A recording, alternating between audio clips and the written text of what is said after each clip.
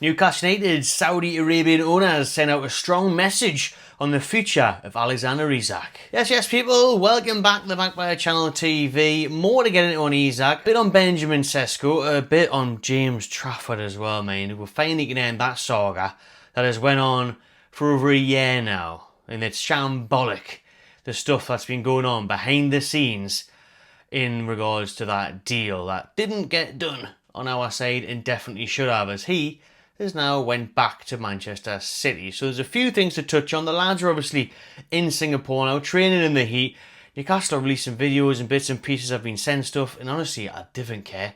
I think this whole pre-season tour has been obviously completely overshadowed with the news of Isak not travelling there and all the rest of it that's gone on around the situation since. And, you know, honestly, who gives a shit about them running about in vests?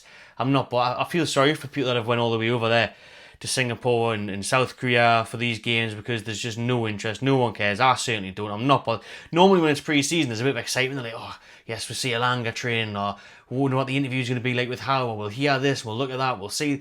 Complete lack of interest all round in that tour, in what's going to happen, in the inevitable thrashing of Arsenal on Sunday, to be honest with you.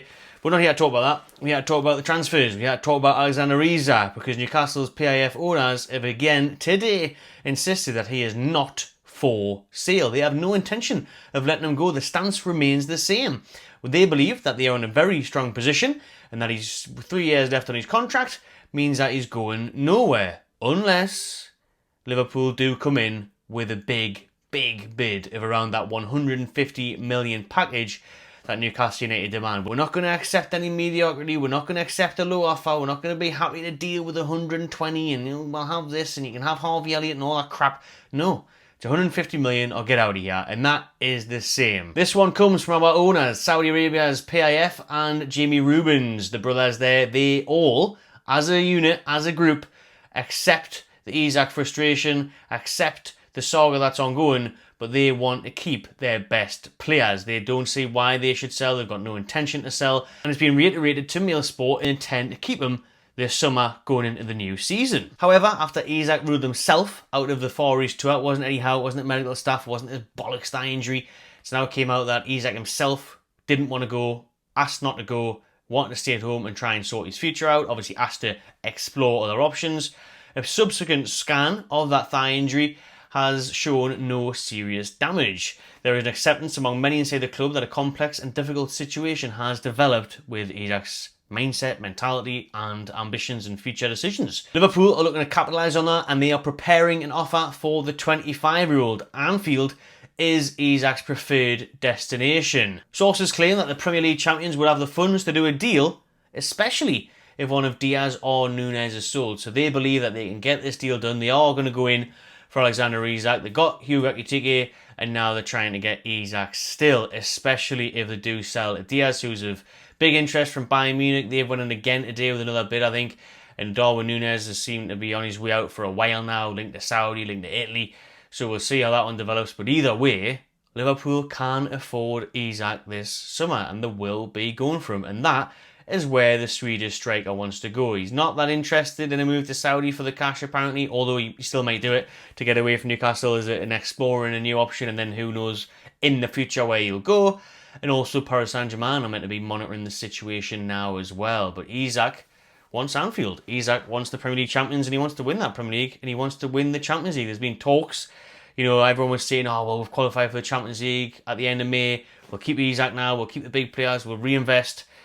Looks like we're doing none of that, to be fair, at the minute. But the problem being is, it's coming out from Isak's camp that he doesn't want to play in the Champions League. He wants to win the Champions League. Doesn't just want to be involved in the competition. He wants to be holding that trophy. And that is why he's pushing a move now to Liverpool. And, of course, for the extra money. But as I mentioned before, the owners don't want to sell. They want to keep the best players. Unless you're going to come in with a mental offer, we aren't going to sell. We're not going to sell on the cheap. We're not going to do a deal for the sake of it. We're not going to appease Isak. Basically, we're not just going to give in to his demands. He's asked to leave. Tough shit. Unless someone does come in for him with a big offer with that 150 million, then unfortunately, Alex, you're going to have to sit and sulk on Tyneside and continue scoring goals for someone wants you next year. So, the fame on that, the reiterating the fact that they want to keep him at the club. They don't want to lose any of the star players. They plan to build the team. You know what I mean? They don't want to lose them. But I feel like that's a bit of a bravery front, if I'm being honest with you. I think, obviously, it's true, you want to keep your best players, but realistically, especially from a business point of view, the profit you're getting on Isak, being able to reinvest that because of FFP and PSR, we know how much we are knackered by PSR and FFP, why we can't match these wage demands, why we can't spend big transfer fees. So realistically, I think now at the club, we are looking at that and thinking best for all parties if we do accept a big Isak money. So we can sign 4 or 5 players, let an unhappy player go, replace him with a Sesko, get a few more in and actually add depth and quality to this team, and then be able to compete on a financial front for the next few windows at least. Because as we know, the last few windows have been nothing short of a disgrace because we haven't signed anybody. This article also says that his teammates at the Toon believe he is likely to leave this summer. Several of the squad are discussing Isak's situation. Of course they are. Did a video earlier on Bruno and Byrne being asked about it. They remained political. They said, hey, he's only out there because he's injured. He's getting treatment in Newcastle. They're going to say that. They're not going to say, oh yeah, just first named him there, Alex. Apparently he's on his way to Anfield tonight. So medical boot. We're fucked. They're not going to say that, are they? So they're sticking up for him. He's still the teammate. He's obviously very good friends with them. But this report here is saying that several of the squad are talking about it, are aware of his decision, obviously one out, which is clear as day because we're all aware of it, so I'm sure the squad are discussing it. If we're discussing it on YouTube, I think it's pretty obvious. The team's discussing it on the plane to Singapore when they look around and think, what's seat numbers Alex in? Where's Isak? Like the bloody mother of Home Alone. They're looking for him, can't find him, left him at home. And Eddie Howe's like, Isak, gone, left him, didn't even lock the garage. Do you know what I mean? Obviously the players are discussing it, obviously the team know that he wants to move, but it's everywhere. I think they know, considering the mates, and it's obviously on the plane. Everyone have been talking about it at the hotel, and they'll be messaging him as well. So, how are you getting on? Are you fucked off yet? We've got some money for you yet? You little snake.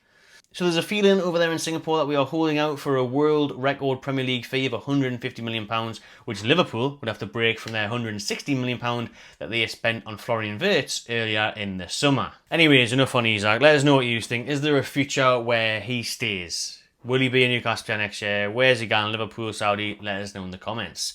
On James Trafford, right, we have to talk about this because this is honestly a disgrace, and I'm trying not to go into full rant mode here, but this is an absolute shambles, and where we have completely and utterly been going wrong for so long now behind the scenes. Whether it was Mitchell, whether it was somebody else, I don't care. Everyone's to blame, to be honest with you, to get to this position where we lost out on James Trafford, a long-term target, someone we nearly signed last summer, someone we were destined to sign this summer, but we'll let him go through negligence, through a lack of action, through being too bloody slow once more. Like we hadn't learned a lesson with the 8 other players that we missed out on in this window. We did it again with Trafford. We just thought he was in the bag, so we didn't even bother moving on a Kelleher, who went from Liverpool to Brentford for cheap, or moving on a Kepa, who went to Arsenal for £5 million. We didn't bother. We didn't look at anybody else because we're so certain that James Trafford was going to get done. We thought Burnley were just playing hardball. Trafford had already agreed personal terms since last year,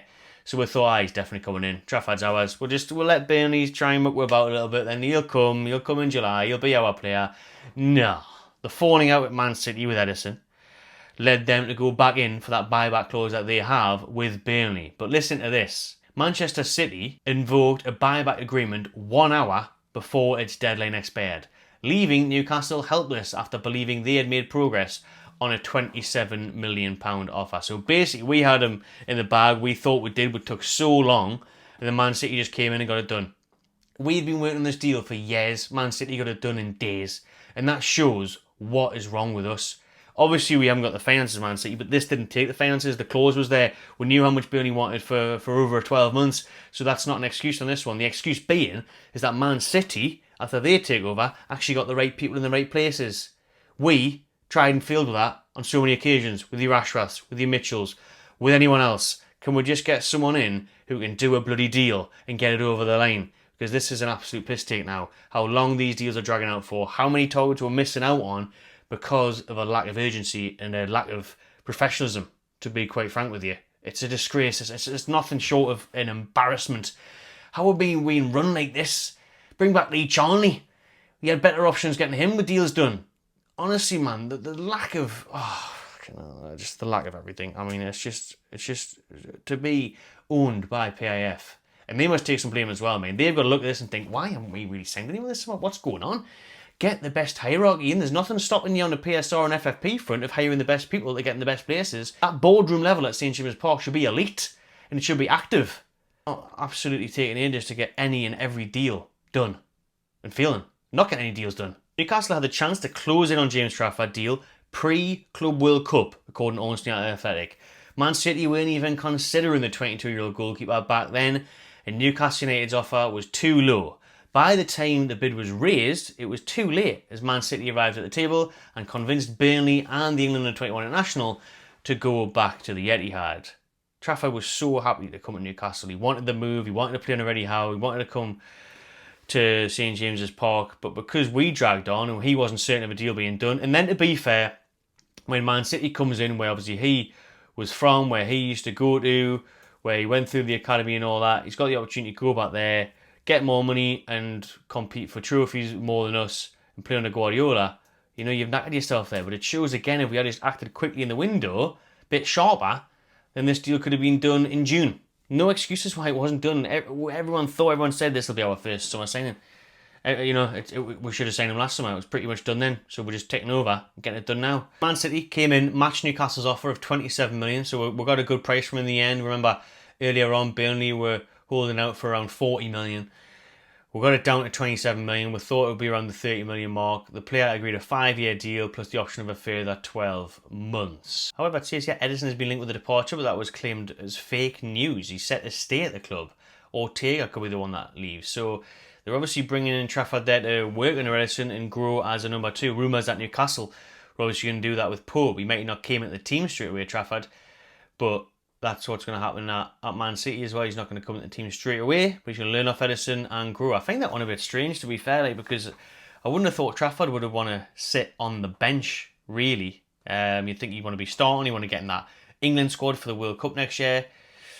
But listen, he can't wait for Newcastle, and when Man City come calling, he's obviously thought, yeah, I'll go back there where it all began. I'll play for Guardiola's, City side that's in the hunt for winning every trophy.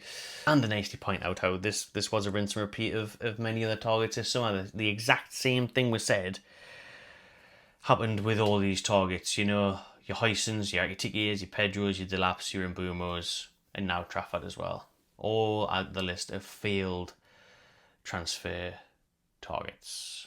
So, could we see this happening with another target this summer? Well, probably, if it's anything to go by so far this window. But Johan Wissa's proposed move to Newcastle has been delayed because a member of staff at Brentford needs to take time off due to a personal private matter. A deal in the region of 35 million could be agreed over the weekend. So we're still hearing that. From yesterday we heard that. Today we're hearing that. Still hopeful that a deal can be reached over the weekend for Wissa to come up to Newcastle, get a medical done and agree terms on a £35 million transfer. So that's good news, but again, I'm not getting your hopes up because I'm expecting it to come through that Spurs have then put a bid in for him and they're getting him instead because Newcastle took too long again. But apparently this time it's not our fault, it's Brentford's fault. Whatever's going on there with their staff members, delaying it a little bit, but it should be good to go again over the weekend.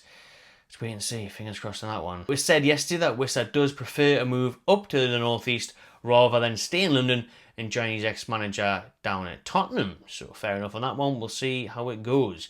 But all eyes is on the big name, the big money striker, Benjamin Sesko. Alexander Isak's replacement. Apparently, contact has been made with RB Leipzig, although a firm offer could depend on Isak's situation. So will we bid for the forward unless we lose Isak? I mean, we should get in there early because as soon as we lose Isak, everyone knows how much money we've got to spend. Everyone put the price up for all the players that we're linked to. So if you get Sesko in now for the 60 odd million that they want, get him in and then you sell Isak. Don't do a big deal, a big money transfer when everyone knows that you've got the big money from Alexander Isak's sale, because then they're just going to ask for more and more and then the drags on and on. So the sooner we get the Sesko offer in the table, the better. Benjamin Sesko is keen on the move. He does want to come to Newcastle, and Newcastle are working on personal terms with the player and his representatives. That was from Ben Jacobs, Fraz Fletcher, quite a few journalists picking up on that one for Sesko's desire to come to Newcastle and our desire to make him the one to replace Alexander Isak. So let us know what you think of his name. We talked about him in depth last night on the podcast. I'm a big fan of it. I think it's the ideal replacement for Isak. But that'll do for now, people. My head's absolutely bad. All this transfer news, all the Isak stuff. It's bloody draining, isn't it? I'll tell you what. We'll see if anything comes out of it on the weekend and how things develop even more. But please do subscribe to the channel if you haven't already. Drop your thoughts below. Give it a like, and I'll see you on the next one.